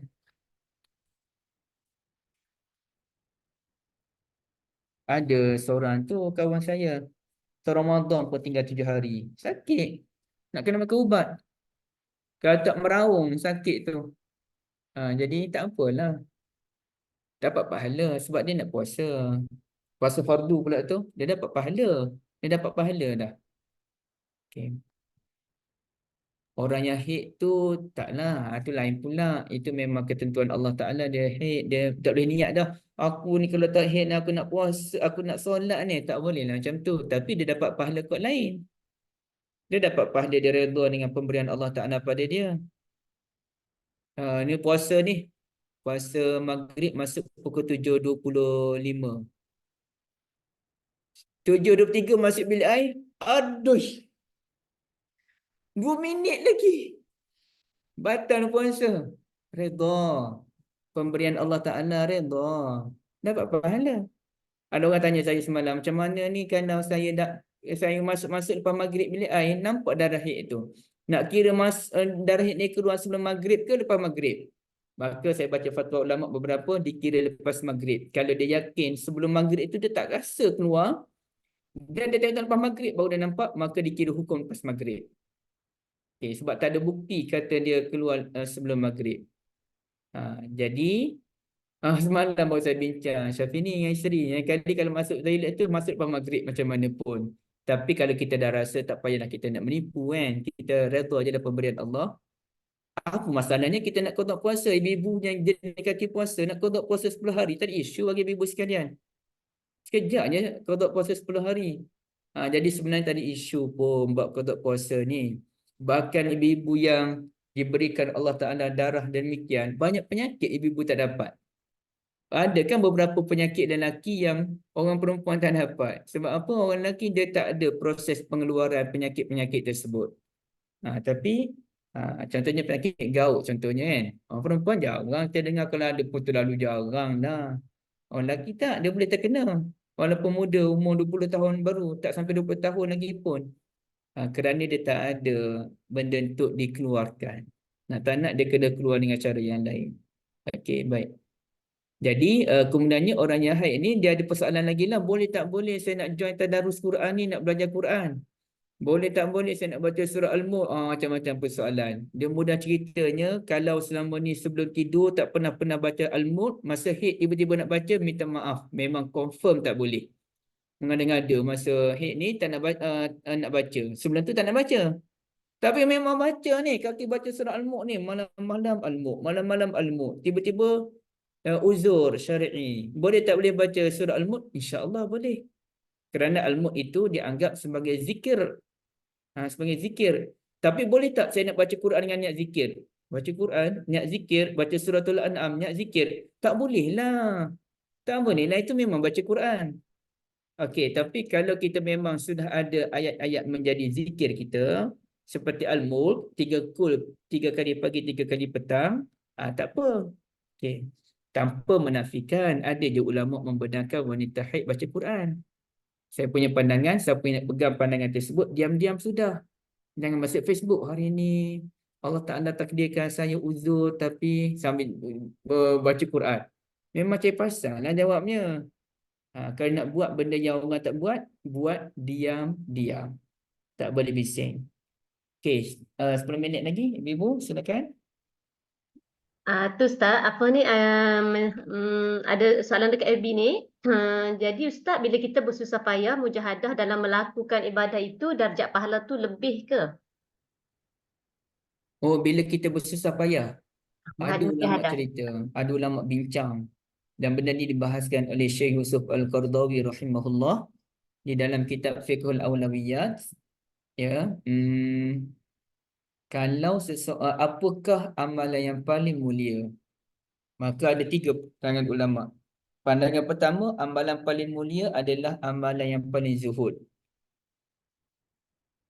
Pandangan kedua adalah amalan yang dilakukan, amalan yang paling memberikan manfaat kepada orang.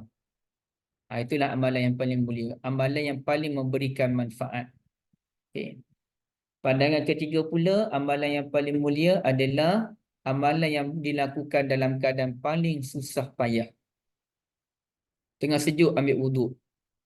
Tengah mengantuk solat tahajud. Okey. Sebagainya. Jadi adalah pandangan ulama demikian.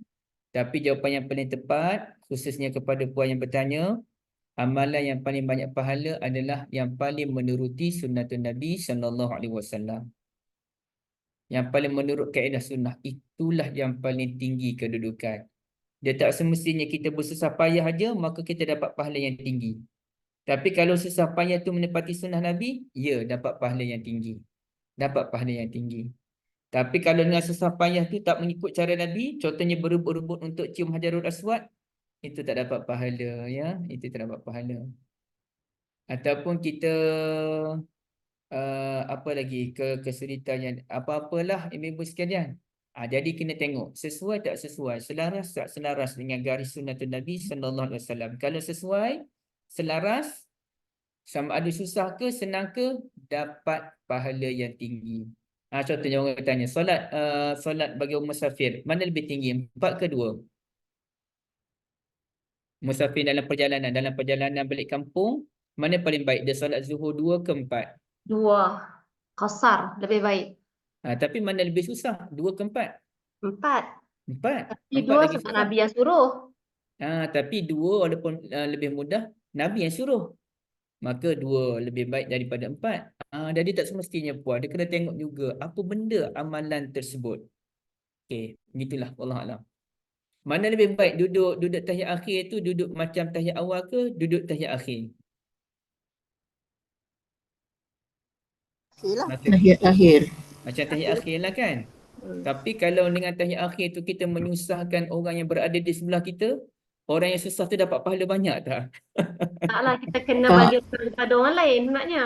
Dia tak saja je saya cerita. Saya adalah kecil kita ni kena himpit semalam dengan sebelah saya besar.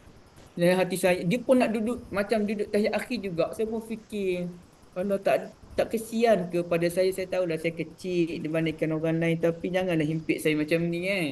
Dahlah kaki sakit. 8 rakaat macam tu. Saya pun doa pada Allah minta Allah dia beredar depan. Ataupun pindah tempat lain. Alhamdulillah dia beredar. Ataupun dia pindah tempat lain saya tak tahu. Dan jadi barulah saya lega lepas 8 rakaat. Memang tak boleh kata apa dah semalam. Allah Rabbi. Okey, ada lagi tak? Ibu Ustaz, Syarifah? Ustaz, Ha. macam okey kalau macam kau solat tarawih dekat rumah dengan anak-anak perempuan kau kan. Tapi budak-budak ni macam biasalah kalau kau baca Quran dia pun tak mau buat sampai 20. Dia pun kata lama sebab lagi nak buat assignment lah, nak buat kerja sekolah letih lah macam-macam lah anak-anak ni kan. Sebab dia Betul? tapi lepas tu ikut depa lah kau buat 8 tapi kau akan buat witir sekali dengan depa jugalah. Sebab masa tu dapat tak pahala solat qiyamul lail sepanjang qiyam sepanjang malam tu sebab depa ikut kau sekali witir. Dan satu lagi boleh tak lepas tu kau solat lagi tarawih tu sambung seorang-seorang? Saya punya pemahaman Kak, satunya bila dia sebut bersama dengan imam tu dia sebenarnya lebih merujuk kepada lelaki di masjid. Maka akak yang buat di rumah ni sebenarnya tak terlibat pun dengan hadis Nabi tadi. Dan saya pun nak sandi juga hadis Nabi tu sebenarnya adakah memang diterima secara mutlak oleh ulama ataupun ada ulama yang tak terima. Okay, satu. Yang keduanya Kak, kalau akak nak buat macam tu, lebih baik akak berhenti dulu lepas 8. Kemudiannya akak kata, okey sekarang ni panggil apa Kak? Mama? Okay, Mama. Mama nak solat 20 kalau boleh. Tapi sekarang ni macam ni. Ikut dulu Mama solat tarawih 2 rakaat dengan niat solat witir. Okay, akak solat sampai rakaat ke-10 kan? Anak-anak niat solat witir. Kemudian akak rehat dulu. Rehat. Minum-minum air dulu. Duduk-duduk dulu. Anak-anak habiskan witir 1 rakaat. Maknanya biarkan ada pemisah di situ. Artinya dia pun tamat bersama dengan imam lah ataupun lebih daripada imam. Dah rehat dalam 10 minit macam tu. Anak-anak pun dah selesai dan masuk buat kerja masing-masing. Barulah akak sambung balik solat tarawih. Macam tu lah. Barakallahu Okey, fikum. faham. Tu ingat nak tanya Ustaz dah dari semalam tapi tengok Ustaz sibuk jawab soalan dekat Fakih punya grup. Tak apa. Memang Lepas tu tak ada. soalan tu Dia sentiasa cakap tak ada. apalah tanya dalam ni lah orang lain pun boleh tahu. Boleh. Okey, Saya Ustaz, sendiri pun terima kasih. sama akak juga. Malam pertama tu saya tengok Quran juga. Masa solat mula-mula dengan keluarga tu tak tengok Quran lah.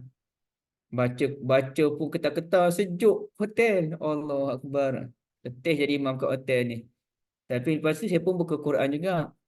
Saya pun buka Quran, saya pun baca surah Al-Anbiya masa tu dalam solat tarawih. Ibu-ibu dah juzuk berapa dah? Saya dah juzuk 19 dah. Okey. Kak pun sambung daripada tahun lepas sebenarnya. Tak Jadi boleh tanya lawan. saya Saya dah juzuk 18. 19. Ibu-ibu baru juzuk 1-2 kan? Tapi jangan tanya saya baru mula juzuk berapa.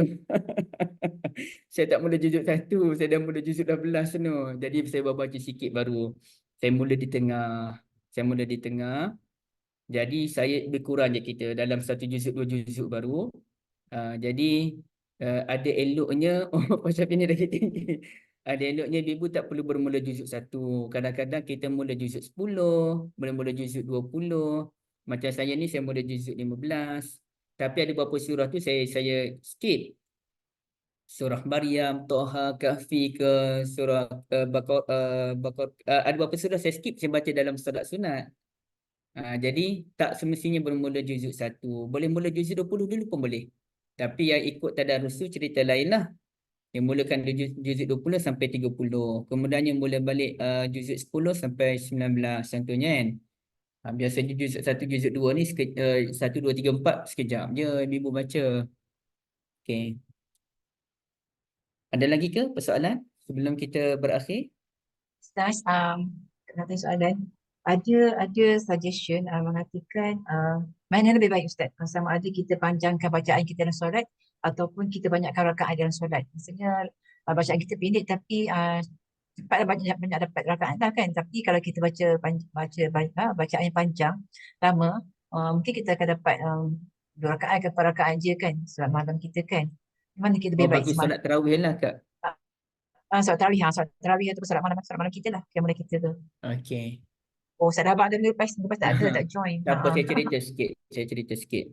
Secara ringkas ibu-ibu Kita kena ambil dua-dua. Ada masa kita kena solat yang beberapa rakaat tapi panjang dia punya tempo dia. Ada masa kita kena solat ringkas tapi banyak rakaat.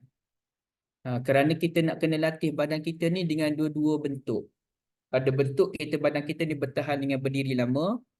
Ada bentuk yang mana badan kita biasa dengan pergerakan yang banyak. Sebab saya dah cek diri saya sendiri secara peribadilah. Saya duduk biasa dengan solat yang nama-nama, kemudiannya saya tak biasa dengan solat yang banyak rakaat. Bila banyak rakaat jadi letih, jadi malas. Jadi saya pun perasan juga orang yang solat banyak rakaat dia tak tahan dengan solat berdiri lama. Jadi kita nak kena ada dua-dua. Dalam solat malam utamakan solat yang panjang. Dalam solat siang utamakan solat yang banyak. Artinya kalau solat duha tu baca wadduha, alam nashrah, wattin, inna anzalnahu fi lailatul qadr, wasyams wal-lail, cukup. Ya, cukup yang tu. Tapi kalau malam-malam dia panjangkan. Kalau boleh jangan 2 rakaat saja. Buatlah dalam 4 rakaat ke tapi panjangkan dia punya solat dia tu kan. Contohnya kalau kita bangun pukul 4.30, kita memang masa pendek, kita pun nak sedia makanan bersahur, maka kita pun buat solat tahajud 2 rakaat ringkas. Baca Qul dan Qul pun boleh. Kemudiannya kita buat solat 2 rakaat yang panjang. Okey, jadi dua-dua kita ambil. Tapi kalau kita khusus kepada solat tarawih, pada satu yang lebih utama, 8 rakaat ke 20 rakaat, level yang paling tinggi adalah solat bacaan panjang 20 rakaat. Itu level yang paling tinggi. Ataupun kalau tak mampu, solat 8 rakaat bacaan panjang. Okey. Ataupun kita solat 20 rakaat bacaan pendek-pendek. Okay, jadi sebenarnya kita boleh terima kedua-duanya. Saya secara peribadi lebih suka 20 rakaat yang biasa-biasa. Yang mana bukan panjang-panjang lah. Sebab saya tak larat. Jujur saya memang tak larat lah. Tapi orang yang larat sampai 1 juzuk, 2 juzuk tu memang level tinggi lah, level wali-wali lah tu. Ya. Okay. Jadi tapi paling kurang sebab saya nak kena didik badan saya ni kena biasa pergerakan yang banyak. Saya tak boleh nak manja sangat. Allah Alam, gitulah Kak Okay. Okay, Ustaz, ada cukup time dah ni, dah pukul 10 dah. Kita pergi ke 10. Jadi, okay, soalan ditutup. Nanti kita tanya lagi Ustaz. Jadi, Alhamdulillah, jazakumullah khairan semua. Kita akhiri dengan tasbih kafarah. Subhanakallahumma bihamdika asyhadu an la ilaha illa anta astaghfiruka wa atubu ilaik. Wassallallahu ala nabiyyina Muhammad wa ala alihi wa sahbihi ajma'in walhamdulillahi rabbil alamin. Wassalamualaikum warahmatullahi wabarakatuh. Terima kasih semua. Waalaikumsalam. Terima kasih semua. Terima kasih Terima kasih Ustaz. Terima kasih Riza. Terima kasih semua. Okey. Tak kalau apa, kesian kat Ustaz kot nampak dalam layak liak orang. Sekarang ni pilih yang ni je. Okey, jumpa lagi insya-Allah. Terima kasih semua. Kita jumpa lagi besok pagi dengan sesi Ustaz Mustafa Suki pula. Dengan itu saya akhiri sesi kita lepas. Assalamualaikum warahmatullahi wabarakatuh. Jom kita kaduk-kaduk kat dapur. Waalaikumsalam.